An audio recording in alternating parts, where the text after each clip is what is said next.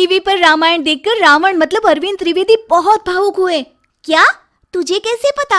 Hello app से। देख, ये है हेलो ऐप। जैसे ही आप हेलो ऐप डाउनलोड करते हो, ऊपर सर्च बार में हेलो ट्रेंड्स मिलेगा, जिसमें सभी ट्रेंडिंग न्यूज, वीडियोस, आर्टिकल्स मिलेंगे। उससे आप डे टू डे इन्फॉर्मेशन से अपडेट रख सकते हैं। ये तो बहुत अच्छा ऐप है। मैं अभी डाउनलोड करके खुद को अपडेट करती हूँ। बहू और बेटी में फर्क। रायपुर गांव में लता नाम की एक औरत अपने बेटे कमल और बेटी प्राची के साथ रहती थी।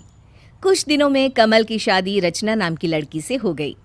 रचना ने घर में आते ही पूरा घर संभाल लिया, पर लता हमेशा अपनी बेटी और बहू में फर्क करती थी और इस कारण घर में अशांति का माहौल हो जाया करता था। सुनो बहू, आज तुम्हें और प्राची को मेरे साथ पड़ोस वाली सीमा के घर जाना है, तो तुम दोनों तैयार हो जाना। जी मम्मी जी। रचना और प्राची तैयार होकर अपने अपने कमरे से निकलती हैं। चलो मम्मी। हाँ, तेरी भाभी कहाँ रह गई रे? आ गई मम्मी जी, चलिए। रुको, ये क्या पहन कर जा रही हो बहू? क्या हुआ माँ जी? साड़ी ही तो पहनी है मैंने। हाँ, पर ये स्लीवलेस ब्लाउज क्यों पहन रखा है? अरे बदलो इसे रचना। पर मम्मी जी, प्राची ने भी तो स्लीवलेस सूट पहना है। अरे वो तो इस घर की बेटी है, पर तुम तो बहू हो। तुम्हारी नई नई शादी हुई है, सबकी नजर वहां तुम पर होगी और मैं अपने घर का तमाशा नहीं बनाना चाहती। जाओ कपड़े बदल कर आओ। रचना को लता का ये बर्ताव बिल्कुल भी पसंद नहीं आया, पर फिर भी उसने कपड़े बदल लिए और अपनी सास के साथ चल पड़ी। मम्मी, मेरे सारे फ्रेंड्स ने अगले महीने का शिमला का प्लान बनाया है, मुझे भी जाना है। हाँ तो चली जाओ ना, उसमें पूछना क्या है? मम्मी जी, वो कल मेरी सहेलियाँ शाम का फिल्म देखने जाने का प्लान बना रही हैं, तो मैं भी जाऊं उनके साथ।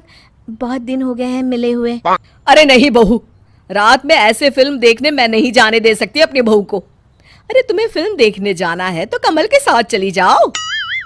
पर माँ जी, प्राची भी तो शिमला जाएगी ना, उसे तो आपने कुछ नहीं कहा। हाँ तो भाभी, मैं इस घर की बेटी हूँ और आप इस घर की बहू हो। और नहीं तो क्या, तुम्हारा ये ससुराल है रचना, मायका नहीं कि जो जी में आए वो करती फिरो। अब तुम्हारी शादी हो चुकी है। जी मम्मी जी, बहुत बहुत शुक्रिया याद दिलाने के लिए। मैं तो भूल ही गई थी कि मेरी शादी हो चुकी है। रचना गुस्से से अपने कमरे में बैठी होती है और तभी कमल भी ऑफिस से आ जाता है। कमल अपने ऑफिस से परेशान होता है, तभी वो रचना को देखता है तो वो भी गुस्से में बैठी होती है। तुम्हारे घर में बहुओं को इतनी बंदिशें क्यों हैं? प्राची को तो मम्मी कुछ नहीं कहती, लेकिन मेरी हर बात पर टोकती रहती है। देखो रचना, ऐसा कुछ नहीं। प्राची अभी कॉलेज में पढ़ती है, वो बच्ची है, तुम तो समझदार हो। तुम अपनी तुलना उससे क्यों करती हो?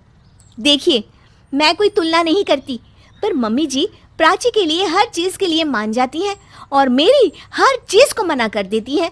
ओहो रचना, मेरे पास इन सब के लिए वक्त नहीं है। एक तो पहले से ही ऑफिस में इतना टेंशन चल रहा है। क्यों? क्या हुआ ऑफिस में, बताइए तो। कुछ नहीं हुआ। कमल रूम से चला जाता है। कोई मुझे कुछ समझता ही नहीं इस घर में। अगले दिन कमल ऑफिस से जल्दी आ जाता है। अरे क्या हुआ, आज आप ऑफिस से जल्दी आ गए?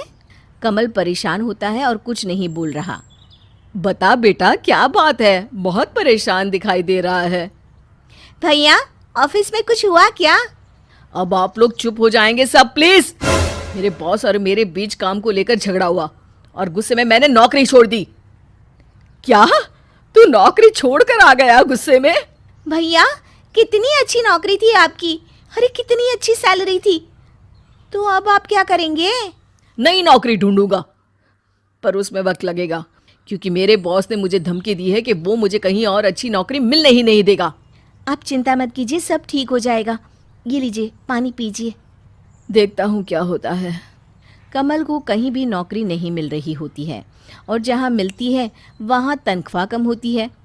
कमल बहुत परेशान रहने लगता है, खाने पीने पर भी ध्यान नहीं दे पाता। रचना को ये देखकर बुरा लग रहा होता है। रचना खुद नौकरी करने का फैसला लेती है। कमल, मैंने इस नौकरी के लिए इंटरव्यू दिया था, मेरा सिलेक्शन हो गया है। अरे पर तुम क्यों नौकरी करोगी? रचना, मैं नौकरी ढूंढ रहा हूँ ना। आप ढूंढिए ना नौकरी, पर देखिए अगर कहीं कम तनख्वाह की भी नौकरी मिल रही है ना, तो आप उसे ज्वाइन कर लीजिए। उसमें हिचकिचाइएगा मत, क्योंकि हम दोनों कमाएंगे तो घर के लिए पूरा पड़ ही जाएगा। लता को रचना का नौकरी करना बिल्कुल पसंद नहीं आता। बहू, तुम ये नौकरी नहीं करोगी? हाँ। क्यों मम्मी जी, ये मेरा भी घर है और इस घर की परेशानियों को हल करना मेरी भी जिम्मेदारी है। कमल की मदद करने के लिए प्राची है। वैसे भी इसका ये आखिरी साल है, 2 महीने बाद इसकी भी नौकरी लग जाएगी। मम्मी जी, आपने अपनी बहू और बेटी के लिए इतने अलग अलग नियम क्यों बना रखे हैं? क्यों बहू वो सब नहीं कर सकती जो बेटी कर सकती है? मैंने फैसला कर लिया है कि मैं नौकरी करूंगी। ठीक है, जो मर्जी आए वो करो। रचना नौकरी पर जाने लगती है और कुछ दिनों बाद कमल को भी नौकरी मिल जाती है। उसकी सैलरी पहली वाली नौकरी से कम होती है, पर रचना भी कमाती है, तो दोनों की कमाई से घर अच्छे से चलने लगता है। रचना को नौकरी और घर दोनों एक साथ संभालते देख लता भी खुश हो जाती है। मुझे माफ कर देना बहू, मैंने तुझे कभी भी अपनी बेटी नहीं समझा, पर आज मैं कहती हूँ कि तू भी प्राची की तरह मेरी बेटी है और आज से तुम में और उसमें कोई फर्क नहीं करूँगी मैं। ये सुनकर सब खुश हो जाते हैं।